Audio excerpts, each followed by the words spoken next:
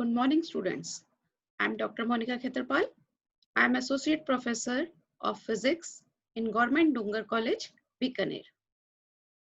In my lecture series of Classical Mechanics, today I will deliver my lecture on Lagrangian for a charged particle in an electromagnetic field.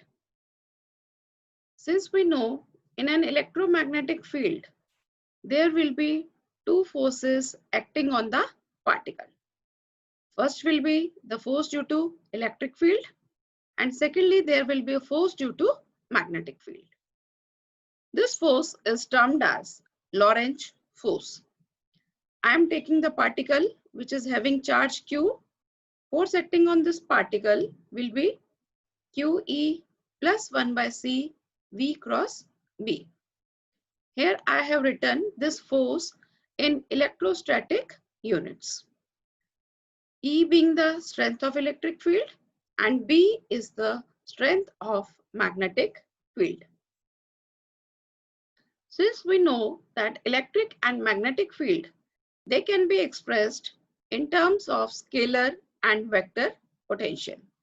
So I am rewriting my Lorentz force in terms of vector potential A and scalar potential phi.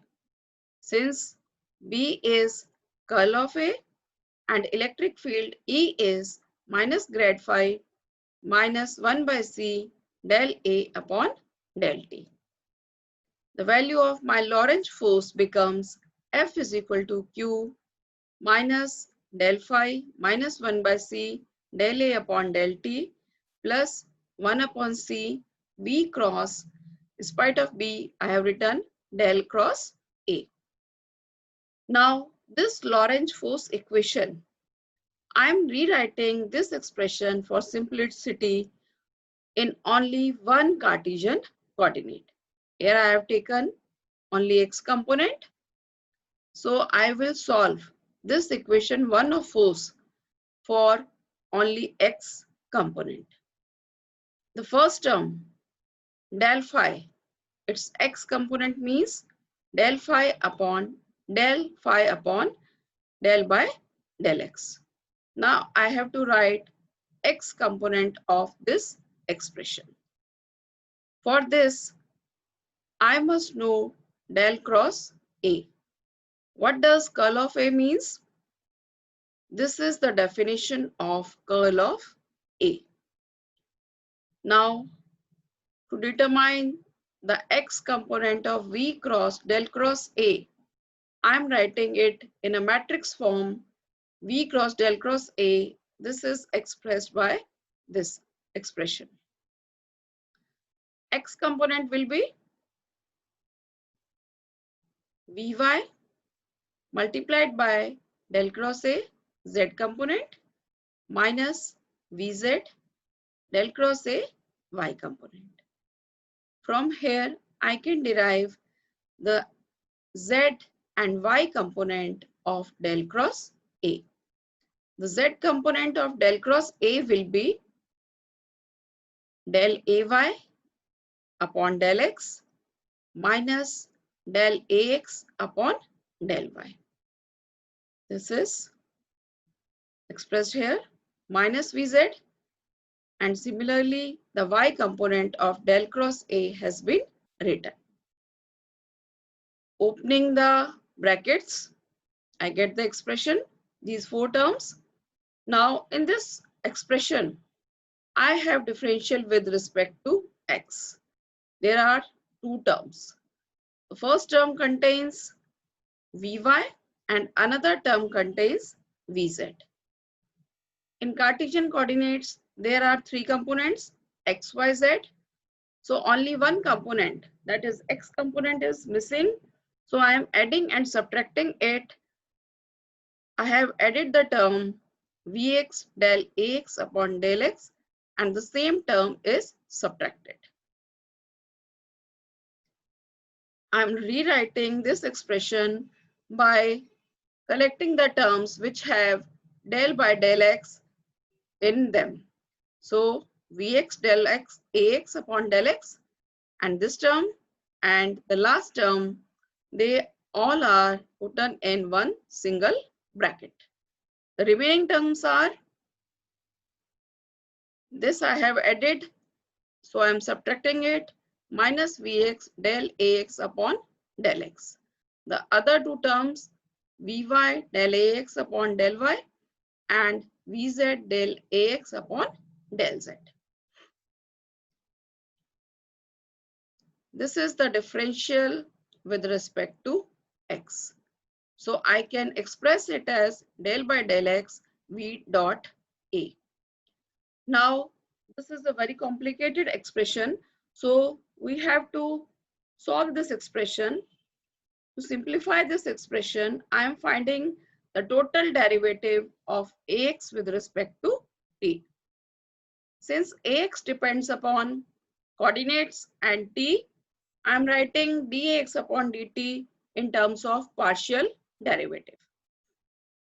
So firstly, expressing in terms of time derivative, I get del ax upon del t. Then with respect to x, del ax upon del x dx upon dt plus del ax upon del y dy upon dt plus del ax upon del z dz upon dt. Here dx upon dt, this is the velocity in x direction. Similarly, dy upon dt is vy and dz upon dt is vz.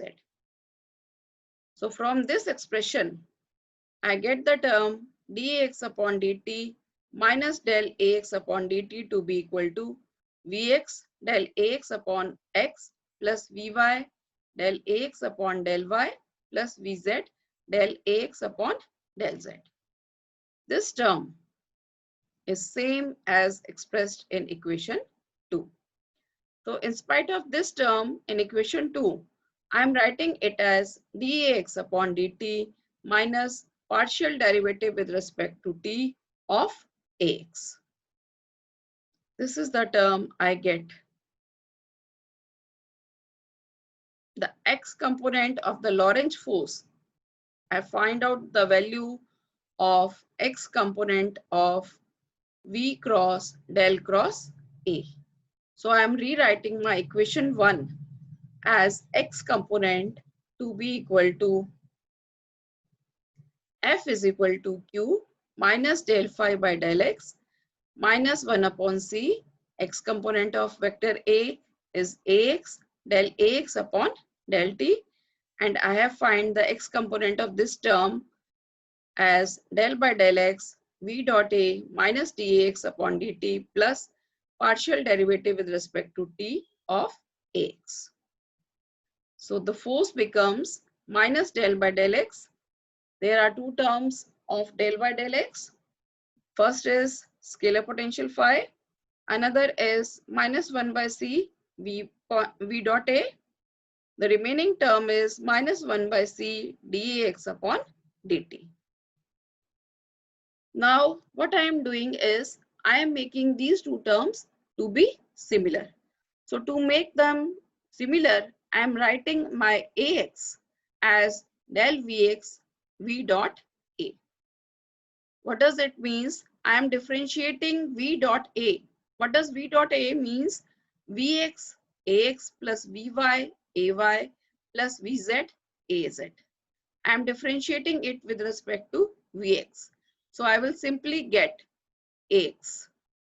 So expressing ax to be equal to del by del vx minus, I get the term v dot a. I have taken negative this sign inside. So I am writing it as minus v dot a, and c is also written inside the bracket as 1 upon c. Now for making them similar, since this term contains phi and this term does not contain phi, and since phi is a scalar potential, it is independent of velocity, so its differential with respect to velocity will be 0. So adding this term will make no difference.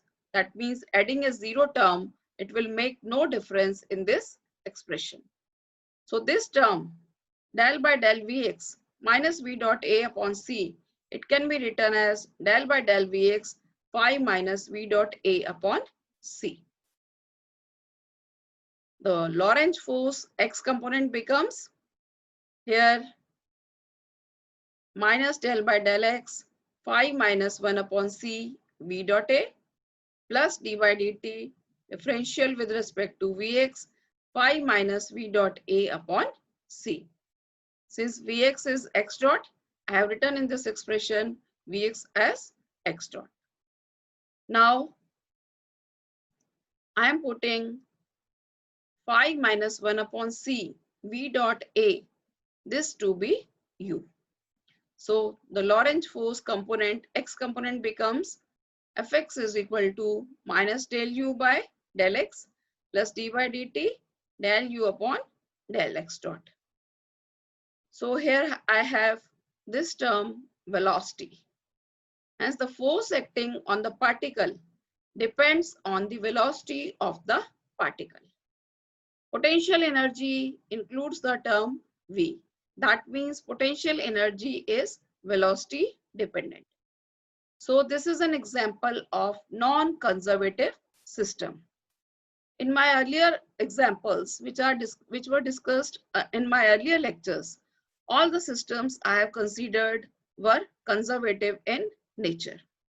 So Lagrangian for a particle which is moving in an electromagnetic field, this is an example of non-conservative system. So for solving the Lagrangian equation of motion, since the system is non-conservative, we have to solve the general form of Lagrangian equation of motion. And we know that general form is d by dt del t by del qj dot minus del t upon del qj. This is equal to capital Qj. This is the generalized force. We have determined our force, the x component of the force. I am using that force, x component force. I am expressing this force in the form of generalized coordinate. That means instead of x, I am writing Qj. So here Qj becomes minus del u by del Qj plus d by dt du upon d Qj dot. Now I am taking the terms which are similar, d by dt del by del Qj dot, here t, here minus u. Similarly, these two terms are similar, that means derivative with respect to Qj. I got the expression. Since kinetic energy minus potential energy, it is equal to Lagrangian of the system. So I get d by dt del L by del Qj dot minus del L by del Qj equal to 0. This is the Lagrangian equation of motion. But here the difference is that here the Lagrangian includes potential energy which is dependent upon velocity. For a conservative system, potential energy only depends upon the distance of the particle. It does not depend upon the velocity of the system. So when we are taking a problem of Lagrangian of a charged particle which is moving in an electric field, this is a problem of non-conservative system. I hope students, you must have understood what I taught today. Thank you for watching.